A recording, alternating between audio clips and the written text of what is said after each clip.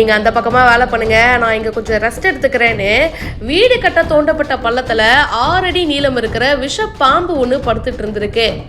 தீயணைப்பு துறையினர் லாவகமா பிடிச்சு அதை வனத்துறையினர் கிட்ட ஒப்படைச்சிருக்காங்க. தஞ்சை சிவாஜி நகர் பகுதியில சதீஷ் அப்படின்றவரு கட்டுமான பணி மேற்கொள்ள பள்ளம் தோண்டி இருக்காரு. தொழிலாளர்கள் கட்டுமான பணிக்கு வந்தப்போ பள்ளத்துல 6 அடி நீளம் இருக்கிற கட்டுவிரியன் விஷப்பாம்பு இருக்கிறத பார்த்திருக்காங்க. இத பத்தி தீயணைப்பு துறையினருக்கு தகவலும் கொடுத்திருக்காங்க. சம்பவ இடத்துக்கு பாம்பு பிடிக்கிற நவீன கருவியோட தீயணைப்பு துறையினர் வந்திருக்காங்க.